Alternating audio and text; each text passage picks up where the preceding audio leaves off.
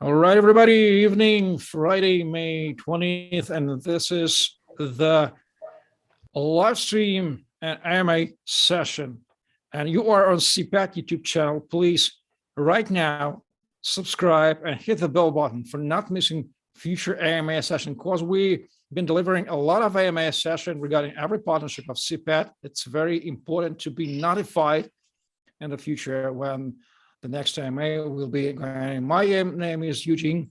I am going to be the host today. And why we are here today, this Friday evening, why should you care? Because CPAD announced a strategic partnership with Land by TENFI Finance. And the main goal of our AMA today is to deep dive more. What does it mean? Why should you care? How could you benefit from that? Because we do understand that project have already understood how do they plan to benefit, but we will ask them directly. So we are live streaming. First, I will ask our guests today for first 20 minutes. You may ask your questions in the live chat on this live stream. We will turn them in a couple of minutes, and we will ask all the great questions. Please do not be bots. Ask serious, great questions. We love them very much. This is quite serious, ladies and gentlemen. So please welcome, give you a warm and live welcome to our guests. First of all, from CPAD side, we are having a multifunctional analytic. His name is Adrian. Adrian, welcome to our AMA. How are you? Yeah, hey guys, nice to meet you all. It's my first time being live on the CPAD channel. You could have seen me in like public world giving some interviews and just talking about a bunch of projects. So it's an honor for me to talk right now with Mr. Tan about the Ten Finance project. So yeah, let's do it fun.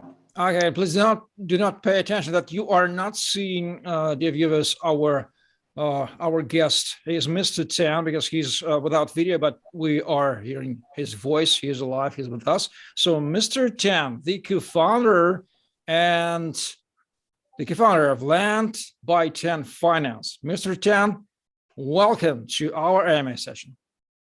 Hey, Eugene. Thank you for having me. Hey, Adrian. Pleasure speaking with you. It's, I guess, my pleasure being with you guys here tonight. And thank you for having me. Okay, let's start. By the way, dear viewers, you may find the link on the CPAD Medium and to read the press release. For those of you who do not want to listen to this strange gentleman, you will read, okay, the link is there. You may read a press release. What is it? What is this partnership about? And for those of you who are audio guy who want to listen, we will be asking this gentleman. First of all, we already know what is CPAD, because the vast majority of our viewers are already know what CPAD is, but because we are on CPAD YouTube channel, we don't need to explain again what CPAD is. CPAD is a launchpad for just go in the description, cpad.nft. CPAD.io website, you may understand how Launchpad works. The main goals today is to understand what is Land by TENFI Finance and why this project have partnered. So, Mr. Tan, the question is for you first. Please make an intro to us. What is TENFI Finance? What is Land by TENFI Finance? What are core values? How do you enrich all the Web3 community in the entire world? Please, Eugene. Sure. So a little background on TEN Finance and what we've been doing over the last year. So TENFI and TEN Finance has been around for about a year, initially as a yield optimizer across the BSC or BNB chain ecosystem. We've so far stayed on the BNB chain up until now. And evolving through the space and going through the changes of the different narratives over the last several months or the last year or so, we decided that we felt that there was a big gap and a need for a lending protocol on the BNB chain, and more importantly, a protocol that is beneficial to the token holders itself, which is where Lend comes into play. So technically, Lend is a natural extension of the TEN Finance ecosystem that we currently have on the BNB chain, which I'm pretty sure people already know, we will be moving on to several other EVM compatible chains, Avalanche, Chronos, Phantom, even Cube Chain, which is a new WOB chain coming out. So Lend is essentially money markets that, that we will supply, or we will only provide with the, I guess, highly liquid assets on the markets, as we saw what happened with the recent UST debacle across the board. We don't want a repeat of that, and so yeah, that's essentially where we're at with Lend. Excellent. So Adrian, question is coming for you. Tell us about the history of the idea of a partnership. How did you decide to work together? What was the main point? Yes, so at CPAD, we're currently looking for great projects to show to our community and to do a common sale with. So with the TEN Finance, we're doing a launch later this month. I believe it will be in May. So we're going to launch the TEN Finance token. I would love to ask Mr. Tan, like, why did you choose to work with CPAD? Like, how did this partnership and this collaboration work from your side? One thing we learned, or well, not learn, but one thing we understand fairly early on is, no matter how big we think our community is with regards to social media following, Telegram community, network communities, and all that, is DeFi is a global landscape, and each community is a little tiny little speck on the map, right? And we feel that CPAD can help us connect with a part of the world that we don't have a big influence on, and where we feel that perhaps partnering with somebody like yourselves would allow us to take the next step in getting to that region, and allow us to not only showcase our product and what we're doing, is, educate people on DeFi itself. DeFi is still in its infant stages, so it's quite difficult to use for many people, including a lot of people that have been in crypto for years. Just because somebody trades cryptocurrencies or invests in crypto doesn't mean they know how to navigate through the DeFi channels, let alone staking, farming, lending, whatever it may be. It's still a difficult process, and we feel that with partners like such as your CPAD, working collectively will allow us to expand both of our horizons in terms of reaching new markets and new subset of communities that we can reach out to. Mm-hmm. Awesome. And which types of tokens and like what exactly are you planning to sell with the CPAD? Well, so TEN Finance is obviously the mothership, right? Or I guess the main ecosystem, and Lend is a product of TEN Finance. TEN Finance has TENFI, which is our yield optimizer side, and then now we have Lend, which falls under the TEN Finance branding. So we are going to be launching our Lend token, which is a lending protocol that we're going to be releasing soon. We recently completed our audit with PEC Shield for the Lend protocol. We will be launching initially with on BNB chain, but I think by the time we launch, we may end up on 2 or 3 additional chains at the same time during launch.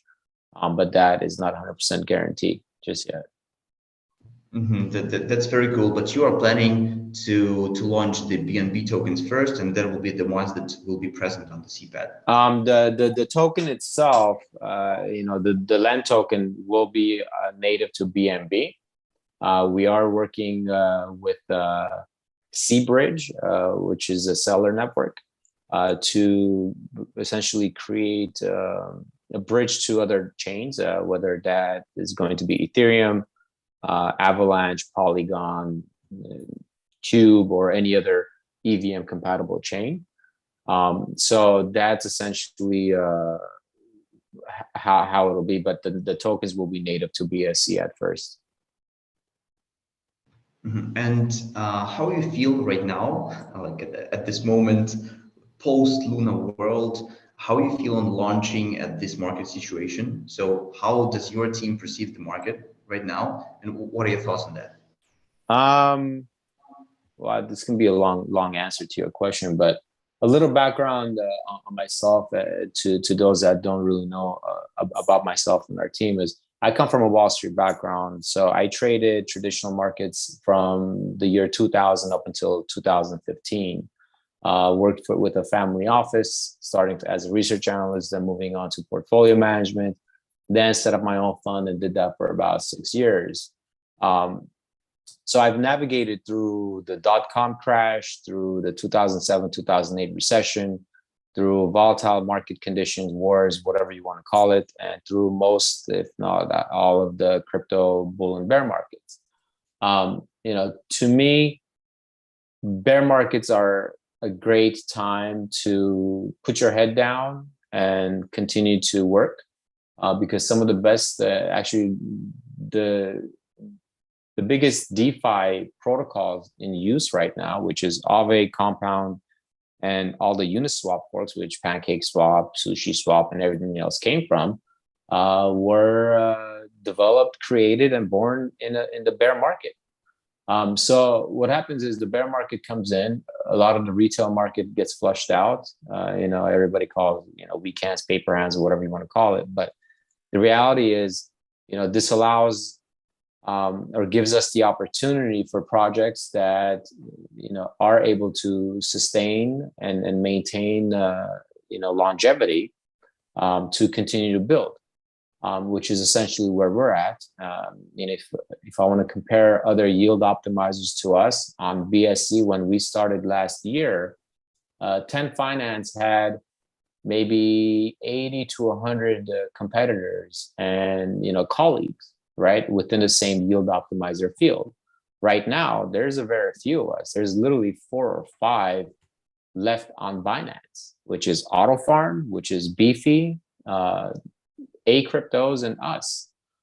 So there isn't that many. Everybody just died off, right? So whether it's because by design or whatever it is, and that happened during the bull market, right? Or some of the bull market. And now that the market has turned, and it's a little different than the previous bear market from 2018, because this is not just specifically crypto related. This is a global economy related thing. So, to us, launching at this time is great. The biggest reason for us, doing a launch for, private rounds or public IDO is to ensure that we have the funding capacity to continue to build through this market. And, for us, building and launching during this time, and giving back to the community to create a value for the token. And that's something else we'll get into as well is, we're fairly comfortable launching during this time. I'm not in a rush, but at the same time, the sooner the better. But for us, the platform is ready to go. It's being tested as we speak. We'll be 100% ready on BSC by Tuesday or Wednesday.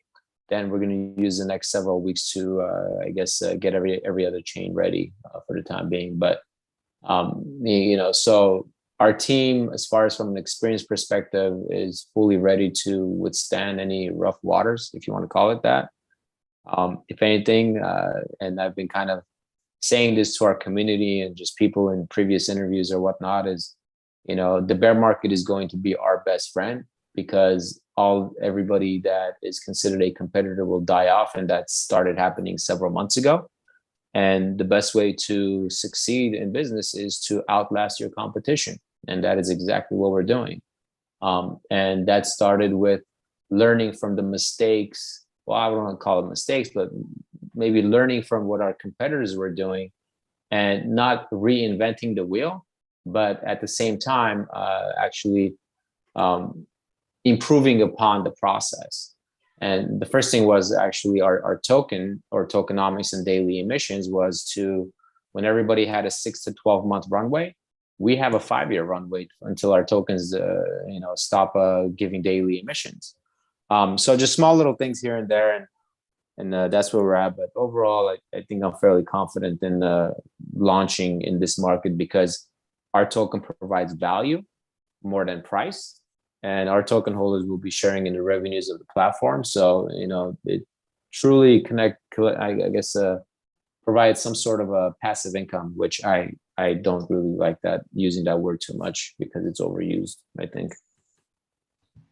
I totally agree with you that bear market is the perfect time for builders and for like project creators, developers. But if we are looking at that from the investor's perspective, why is investing into your project is better than, I don't know, at this uncertain times, just holding some stable coins or buying out Bitcoin on the dip or Ethereum, or like how do you compete with other investment opportunities?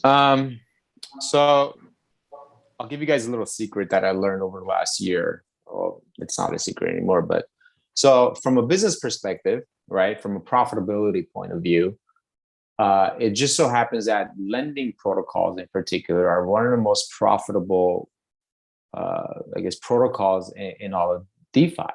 Okay. So how do we differ from a stable coin, let's say, right now? And we talked about providing value and, not necessarily looking at price itself.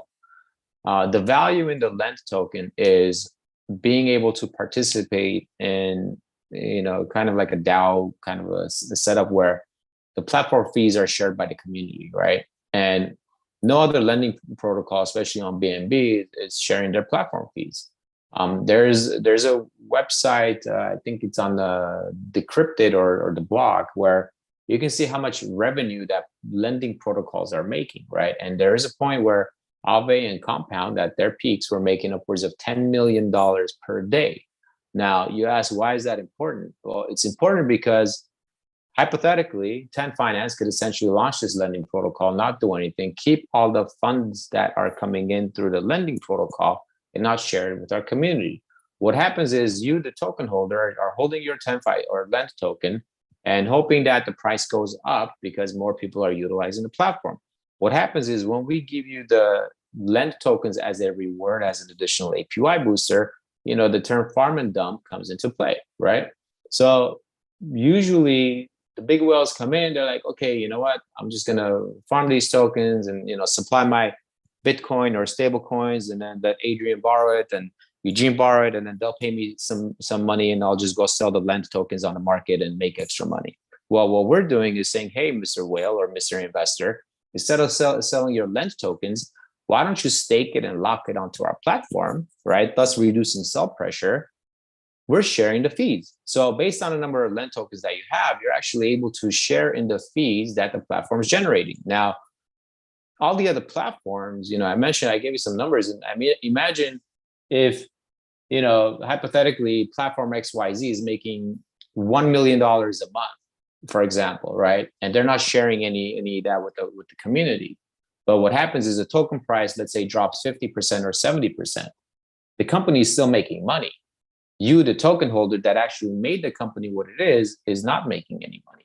You're actually losing money, hoping that you can actually utilize your tokens to make some sort of a return on your investment. But now what we're doing is essentially saying, hey, take your tokens, hold on to them, and we're going to share in the revenues. And that's exactly what we're doing. So, we're creating a value proposition where even in a bear market or a bull market, lending protocols are used.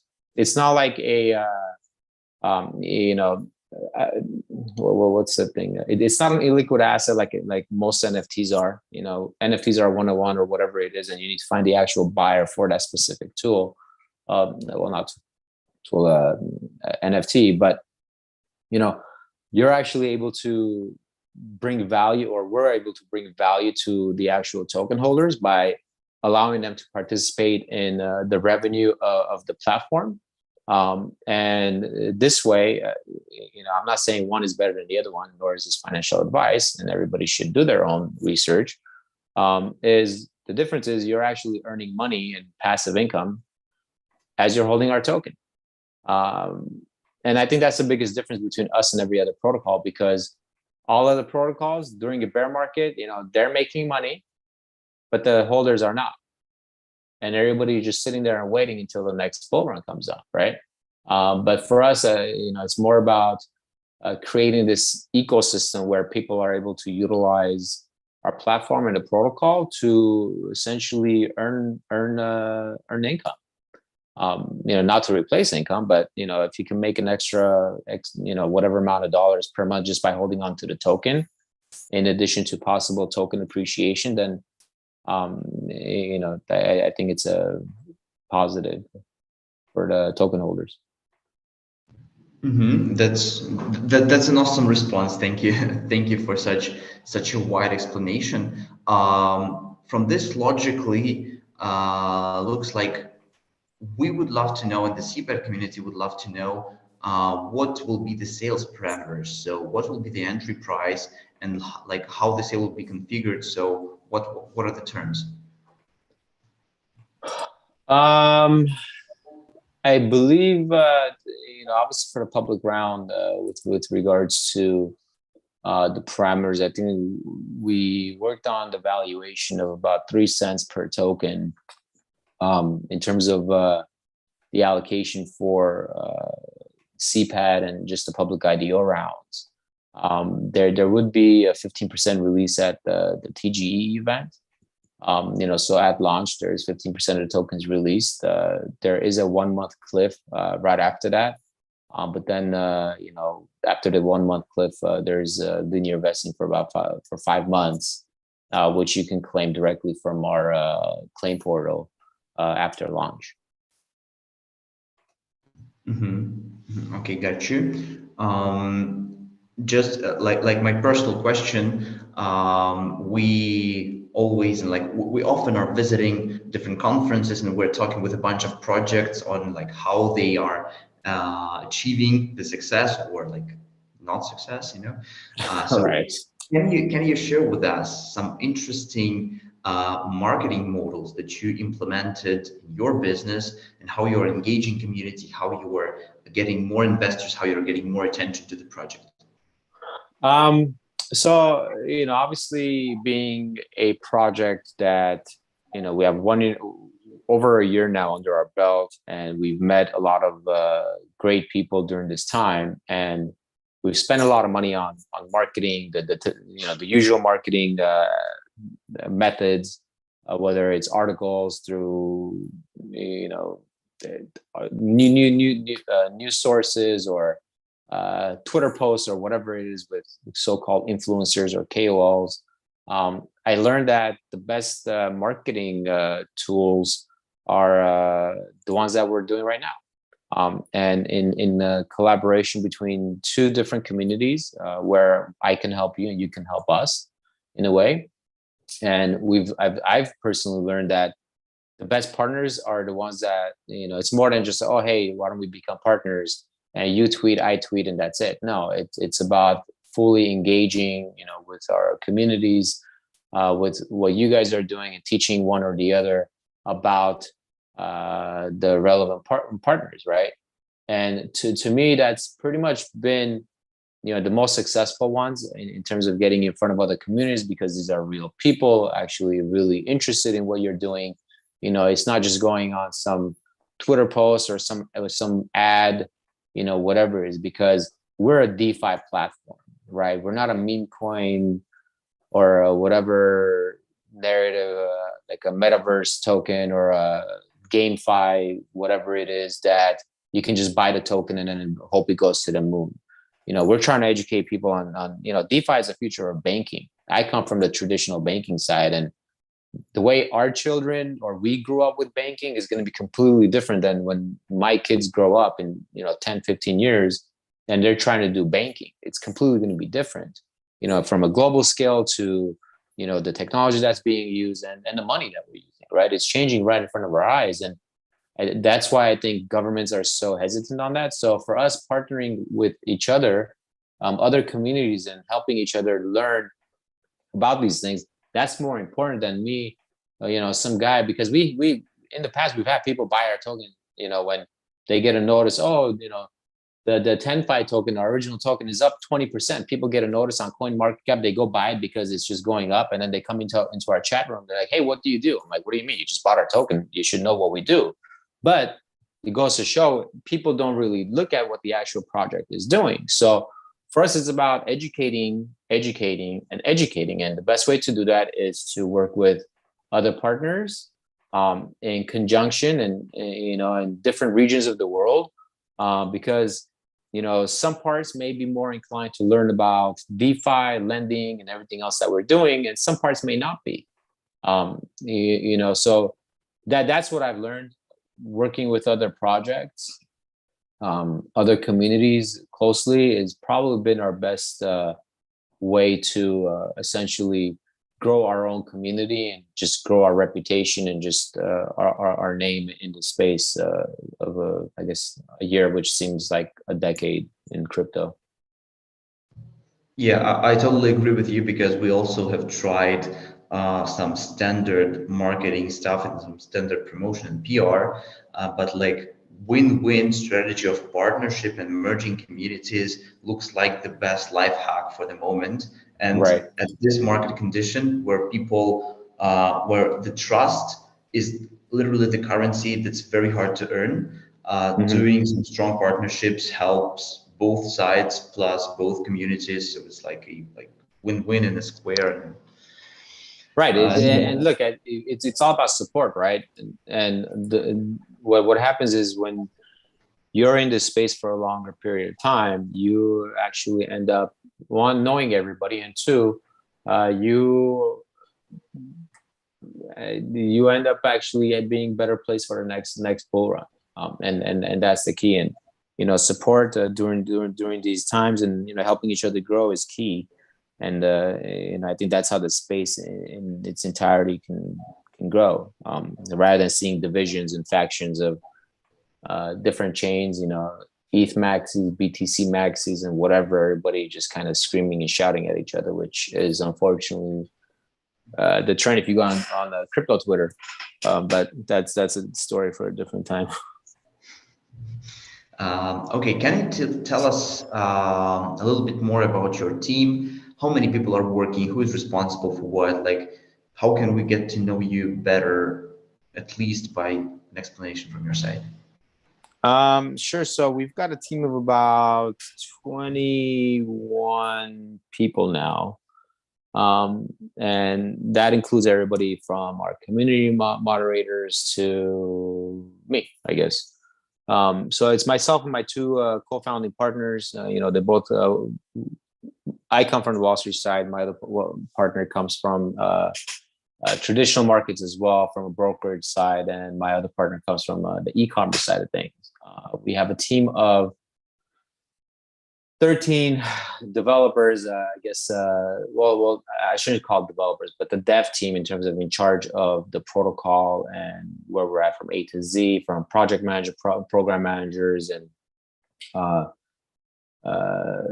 guess we have team managers as well that overlook different teams, to front end web, and then the back end guys, the Web3, UI, UX. And obviously blockchain devs. We have a total of 13 people in that department. Obviously, we have everybody else on our support team that do all the hard work in maintaining the community, keeping everybody happy and satisfied, and obviously providing all the content that we try to put out, which we've also improved greatly over the last month or so with an addition of a I guess a superstar content director, if you want to call it that. I don't know if he's listening or not, but I'm sorry, I was muted. Yeah, we're listening. No, but that's pretty much it. We've got a fairly large team. We're dispersed globally, so we've got obviously a 24/7 coverage as is needed with regards to all projects nowadays, given the global aspect of where we're all located.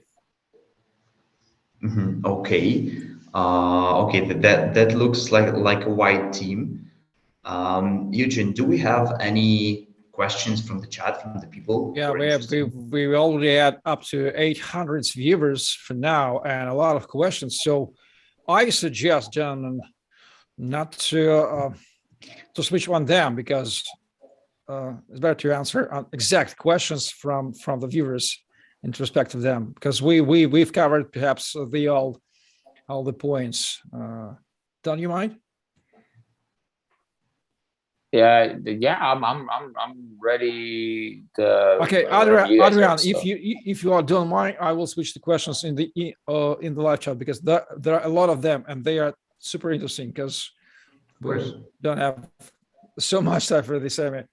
Okay, so I switch to live chat. Let me look for the questions. Good questions. So we've covered what is lend functionality. Please rewatch this AMA. CPAD, is your token alive? Adrian, how to answer? Is your token alive? The CPAD token isn't out, so we're planning it like for the future, not that close. So we're right now on the growth stage. So yeah, we don't have our own token yet. How do you choose NFT collections for sale? We already answered in the previous segment, but Adrian, may you add your vision? How do you choose? How CPAD chooses NFT collections for sale?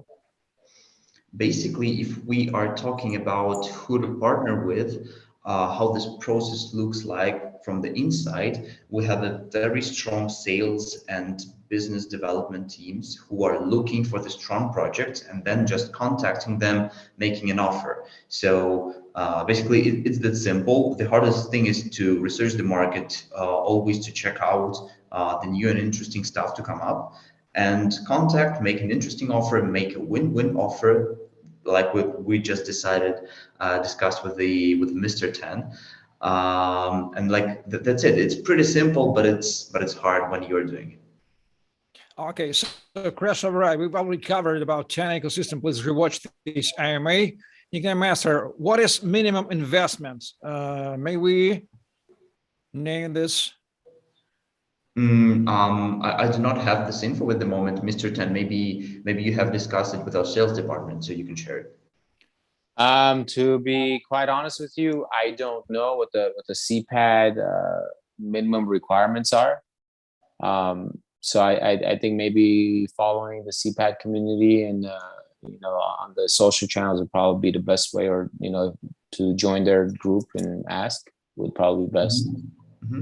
Okay, yeah, guys. So commonly the minimum barrier isn't that high, so it's like pretty totally affordable amount of money.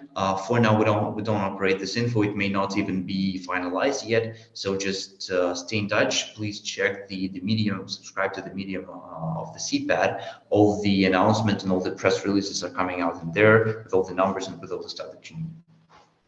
Right, exactly. Asks, one of the main challenges or limitations in cryptography is the lack of the education. That's true. What strategies will TENFi use to educate and facilitate adoption for new users? That's a great question. That is a great question, and I think it's a big question that everybody is trying to answer, right? So with adoption and education is key, and I think, as I mentioned earlier, working with different communities like CPAD and others that we have in the past, continuously creating educational content on how to benefit from DeFi, not just buying the token and putting it into your wallet, on actually using the platform.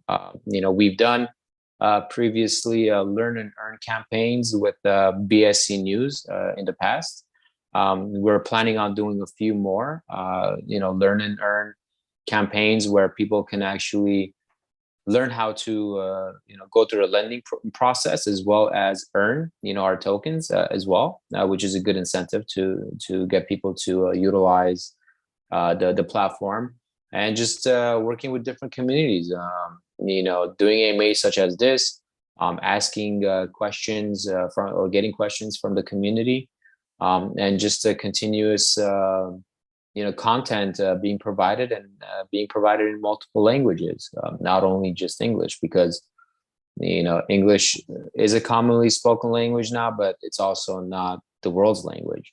And that's just a simple reality. And, we have a big team that allows us to do that. And we're going to start doing that for our different communities.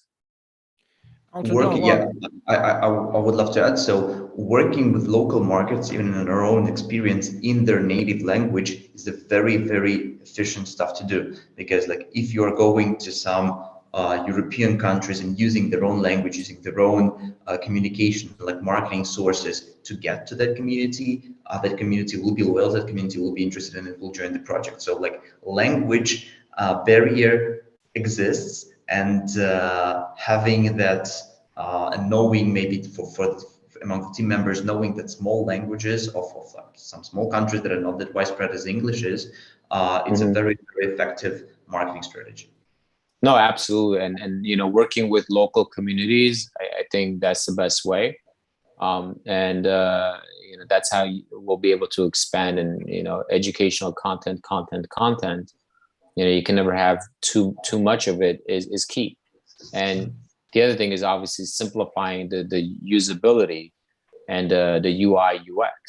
If you have a simple UI, then you can educate people a lot easier. It's like, imagine if you remember, I'm old enough to remember the BlackBerry. I used the BlackBerry up until recently. Is why did the iPhone succeed and take over the BlackBerry? BlackBerry was confusing to use to many, but the iPhone and the Android were just so easy to use that people just gravitated towards it. Same thing with Robinhood. Anybody can be an options trader. Back in my days when I was trading, options platforms were horrifically confusing. But now anybody can pick up a phone and trade options. So education, in addition to improving the utility of the platform in the UI UX perspective, I think is the most important factors in adoption. But also, like, the thing that almost nobody thinks of is that you don't just create something, you need to maintain it. So if you are, let's say, doing something in Japanese for your website and you have this ask me or ask our team for help, ask us a question, you expect for people to contact you in Japanese. So you need to understand that you will need to respond to them in that language. And not everyone thinks about that, but until it becomes too late. So right, absolutely. And I mean, we're well prepared, within our community. We have the English channel, we have a big Thai community, we have French community, Portuguese, Spanish, Russian, Korean, Chinese, Vietnamese. I think I'm missing a few countries, but we have a bunch, right? And we have support in those languages. And I wish we could support all the languages in the world, but then that's like 100 something different groups, and I don't think I can make that many group channels. Well, out of done waters, Mr. Tan, does land have NFTs? And if yes, how do they work? No, we don't have NFTs.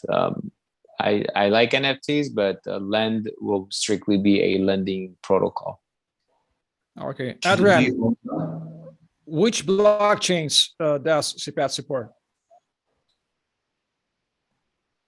Eugene, I guess that's a question for me. Yes, so we currently are supporting all the EVM blockchains, so all the Ethereum-like, Ethereum, Binance, Polygon, and all the stuff. But we're expanding. We're expanding to Solana. We're expanding to Flow. And then with the first launch, we'll be supporting much more. So currently, we already have the Binance Smart Chain start and launch, and we're proceeding in this area because it's a very popular network and a popular blockchain for this kinds of launches. But yeah, right now we're based on EVM, and we're going to expand definitely. Okay. The next question from me now. Today, yield farming has become a very new innovation in DeFi. What steps do you think need to be taken to make it a consistent pillar of the Web3 DeFi and financial revolution we're talking about? Questions for you, Mr. Tan. So I think the biggest issue with that is creating token utility, right? And that's something that we've been greatly and intensely trying to do and accommodate, both with Lend and obviously over the last year with TENFI. And creating that token utility will allow projects to maintain longevity. I mean, if we think about it, this whole DeFi boom, and obviously now we're in a bear market-ish, if you want to call it that. We're still new. It's less than 2 years old. This whole DeFi thing. So we're still learning as a group of what's it called? Entrepreneurs / founders of this DeFi space, but a lot of our colleagues also do not have a long-term view. Although everybody, says, hey, we're here for the long run, we're here to stay, we're here to do this. But when you look at the tokenomics of a lot of these projects, there's a lot of people have tokenomics that are 6 to 12 months out. Well, how is that going to be sustainable, business if you only have 12 months of tokenomics planned ahead? And then what happens when you stop? Then you got to come out with these weird, funky strategies, and you just become a fee collector, and you don't really offer anything to your protocol. Then you start, putting out these things. Oh, let's burn tokens to create value. Well, what's burning, 0.5% or whatever of your tokens in a year, or 1% going to do? No one's going to care about burning all your tokens in 50 years. Do you think anybody has a 50-year, attention span? No. So, I guess the Gary Vee is the only one who has, 150 years plan.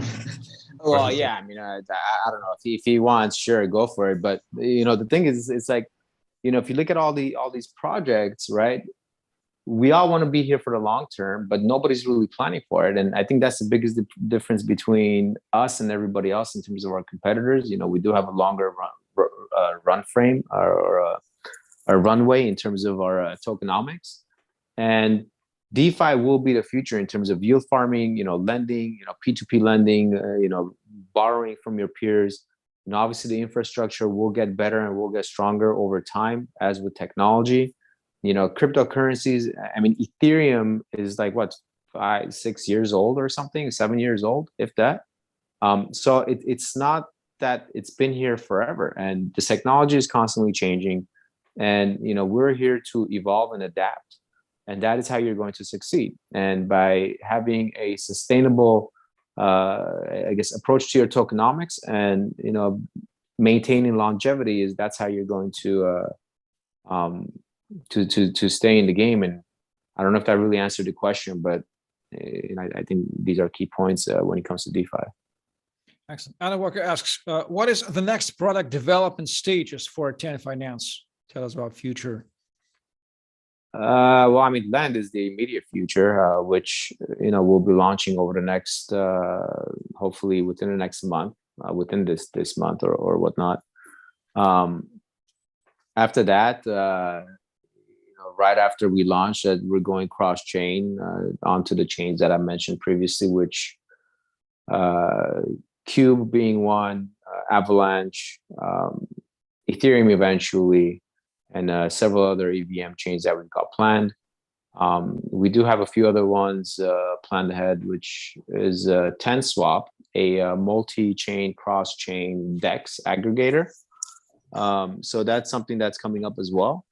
And obviously everything that we're launching and releasing is going to play into the ecosystem of TEN Finance, whether it's TENFI token holders or Lend token holders. So everybody benefits and shares in the ecosystem revenue fee generated from the different what's it called, from the different man, I just forgot what the word is I want to use, from the different sections of the company. I don't want to use the word company, but of the project, right? So of the TEN Finance ecosystem. So every new section that comes out of the protocol, then all the token holders are benefiting by profiting from the revenue, I guess if you want to call it that. Well, Eleanor asks, one of the points that is crucial for the adoption and massification of your project is to be simple. How optimized the work processes are so that the platform is truly simple to use for users? I guess that's a question for Mr. Chen. So simplicity has always been in our motto. Our motto since day one was decentralized finance simplified. And I think the more you simplify a process, the easier it is to use and the more people can utilize it. And for us, I think that's the biggest barrier to entry into DeFi and in general, especially decentralized finance. Trading on a centralized exchange is quite easy. You wire money in and then you click buy, sell, whatever it is. But DeFi and Web3 is a completely different world. You have your different wallets, MetaMask, Trust Wallet. I don't know what other wallets are there. Coinbase wallet, Binance wallet, whatever wallets there is out there, right? And people, it's still a bit confusing for people to get onto. So, we simplified, the yield farming or yield optimizing process by having one click or one button, liquidity zapping, where you don't have to go to a decentralized exchange to pair your LPs to come back. You can just do it with one click on our platform. Then we innovated by creating the YieldX, which allowed for people to essentially invest into multiple LPs with the single click of a button and with just a BUSD or a BNB in their wallet. I don't know if you've ever done yield farming, but yield farming for each LP that you create from beginning to end takes anywhere between 3 to 8 minutes. And we've timed it with several people, experienced and inexperienced people to do. And imagine if you're farming 10 different LPs. So, we dumbed that down to simplified it to just one click as well. Now, when it comes to lending and borrowing, we're at that stage where we're trying to simplify the process of, from a UI perspective, as well as an experience, the user experience, so that it's easy to navigate through the platform. And I think that's how you create mass adoption. But we're still years and years away from that. And and until we get there, maybe another 5-10 years before everybody in the world is fully immersed in DeFi. Well, Tobias asks, Binance Smart Chain has the potential to surpass Ethereum network, and that having 10 on Binance Smart Chain makes the process of user adoption much easier. However, as your project expands, wouldn't you consider cross-chain technology, Mr. Tan? We are 100% going cross-chain. That's without a question. Initially we went to Binance Chain because of the lower gas fees, and it allowed us to maintain our ideals of having DeFi available for everybody. To me, DeFi, Ethereum gas costs at one point would knock out the guy with $500 or $200 that they wanted to earn some fees on, right? To somebody, $200 may be a lot. To somebody, it may not be a lot. But when your gas fees are the equivalent of $100 to $200 to $300 at a time, then it makes no point in being on Ethereum. If you have $100 million, that gas fee means nothing to you. But so that was the main reason why we went to the Binance Chain, and we developed a good working relationship with the Binance Chain team. They've supported us from a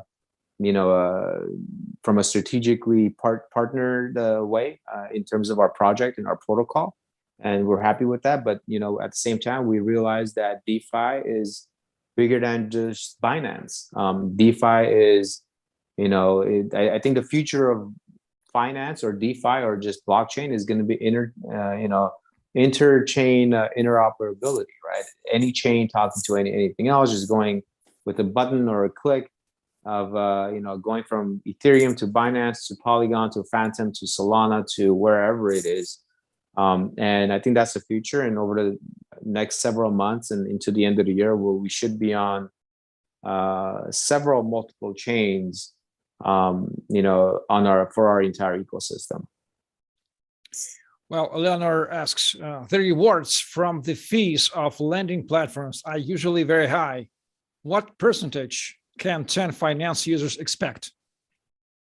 We're sharing 50% of the fees. So hypothetically, if TEN Finance is a platform, let's say we make $1 million, $500,000 of that is going to our users, and to those that are locking and staking their lend tokens.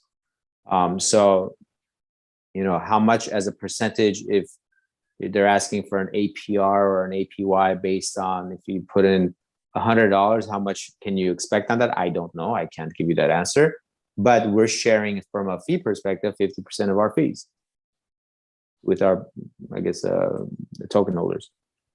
Tobias asks, the TENFI tokens have to be staked on your platform? They don't have to be, but they should be. Okay. Freya asks, do you have function of emergency withdrawal in case of an emergency, DDoS, hackers, or hosting outage? Yeah, absolutely. I mean, that's also on our frequently asked questions in our Git book. Anybody can go out there and see it. We have all the PIDs, which is the pool ID for all the, I guess, vaults on our yield optimizer. So you can actually do an emergency withdrawal with any of them. Freya asks, TENFi, how do you plan? What strategies do you expect to implement to achieve innovation and become the vanguard of decentralized finance? Is there already a specific plan for this? Sounds like a vision. I don't think there's a really an easy answer. If there was, I tell you, or we would have already done it. But I think the key thing with that is to continue to evolve and adapt to the markets. I think that's the key. And also the other thing is continuing to maintain or creating longevity by having sustainability within this market environment. And I think that's going to be the way. And I think what we've done before with our YieldX protocol, that kind of shows our vision towards creating something, being the first ones to do it, which nobody else was. And we've got some other things planned up to whether it's with regards to on the lending side of things or on the yield side. We've got a few things planned up. So stay tuned, I guess. Well, gentlemen, we've been streaming for 50 minutes already. We've had up to 800 users, viewers, good questions. We've answered on all the serious questions from real people in the live chat. And now I suggest to have a time for a short call to action and final thoughts. What should we all do after this AMA session? What do you expect our audience to do next, step by step? So Adrian, your turn, your final thoughts. Yes, so we are still finalizing the agreement with the TENFi on the exact date and the exact conditions of the sale that will go. So the call to action is subscribe to this YouTube channel, subscribe to the CPAD socials, especially to the Medium. You will not to lose anything. On this YouTube channel, in the next couple of days, we're going to launch a new show where we're going to present you and show you different investment opportunities and different projects, just for you not to waste much time on research yourself. There will not be some advertisement stuff, no, just complete and honest demonstration on what's happening on the market and what we think about that. So please stay tuned, join the socials, and do not miss a thing. Excellent. So, Mr. Chan, now it's your turn to finalize your final thoughts, your suggestions, your call to actions regarding partnership, regarding Web3, whatever you want to say to the audience of our viewers who are watching us right now. Well, first, thank you everyone for joining us tonight. It's been my pleasure, and thank you for taking the time to spend your evening with us. Second, I guess stay tuned to our socials. Twitter, Telegram. I think most of the links should be on there, or I think the CPAD team and their groups can provide you with that. But that's pretty much it. Follow us on Twitter at TENFi, and just if you have any questions, you're more than welcome to directly ask us, and just wait until we announce the actual date for the public IDO. Thank you very much, gentlemen. So this has been an AMA session dedicated to the partnership CPAD as recently announced with Lend by TENFI. We've had two great guys from this project, Adrian CPAD, versatile multifunctional analytic, and Mr. Chen, the co-founder of Lend by TENFI. In the description of this video, you may find a press release on CPAD Medium. Then going on site cpad.nft.io, you may find the blog regarding this launch of Lend by TENFI. Going into this blog, you may find all the links on all the social media of Lend by TENFI. Directly, you may go on the TENFI, ten.finance website, find the Lend section, and to be joined in any social media, Twitter's, Telegram channels of both the projects. So be subscribed to this YouTube channel. Stay tuned for next AMA session. And what else? Let me repeat again. So Adrian from CPAD, Mr. Chen from Lend by TENFI, and me, Eugene, we're with you on this AMA session. Stay tuned and be part of it. Free, whatever we may add. So thank you very much, ladies and gentlemen. Thank you for your questions. And you may rewatch this AMA in a couple of hours. I will make time codes, so you will find the direct point of this AMA. That's been quite informational. And we wish you good luck, gentlemen, and wish you a good partnership. We will follow your success. Yeah. So, awesome AMA session. Nice to meet you, Mr. Ten. Thank you, guys. Yeah. See you guys next time. Bye-bye. Next time. Bye-bye. All right. Have a good night.